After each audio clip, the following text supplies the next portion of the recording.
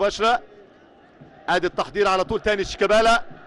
شيكابالا في الجبهة اليسرى يحط على طول تاني عبد الشافي. يا ولد لعيب خطيرة جدا، ولكن يطلع الدفاع لسه في منتهى الخطورة الزمالك، لكن خلاص احمد سمير عرضية لفة الوسط، هدف عالمي. يا ولد يا ولد، رزاق بالدماغ، رزاق يسجل اول هدف اللقاء للزمالك. شوف الكرة وده احمد سمير والعرضية، ورزاق زي ما قلت لحضراتكم دخل جو نادي الزمالك ويسجل هدف. هيطلع بقى ويعمل رأسته المعتادة.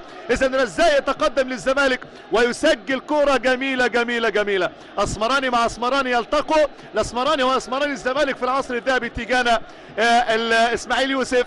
ولحظة سعادة جميلة هنا لجمهور الزمالك، الجمهور الكبير والعظيم. شوف الكرة والعرضية، وشوف احمد سمير لما اتلخبط فيها ظبطها اكتر، ويطلع على طول اللاعب القصير، ولكن رزاق النجم الكبير هنا. شوف احمد سمير اتلخبط فيها، والحظ سبحان الله خلاص لما يخدمك يطلع رزاق ويعمل تيك اوف جميل ويسجل هدف.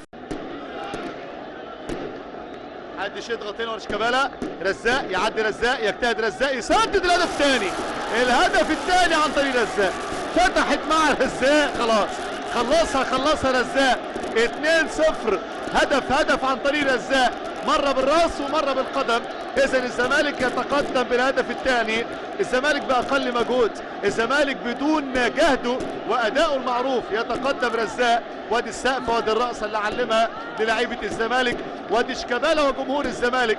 انما شوف الكرة، شوف الهدف الجميل، وشوف بقى الاستقرار. الحقيقه شيكابالا ما شاركش في الكرة، شيكابالا كان متواجد اهوت مع رزاق، ولكن يعني التصويبه موجوده والهدف موجود. هدف يسأل عنه طبعا ريان سليمان بشكل او اخر. هنشوف هذا الكلام وهذا القرار ممكن ان شاء الله يكون مع مع الفقره التحليليه بالنسبه للجول كيبر او حراسه المرمى مع الكابتن اكرامي. انطلاقه من رزاق، وادي الكره خدمته، ولكن هو عنده اصرار شديد، وحسن شحاته عرف النهارده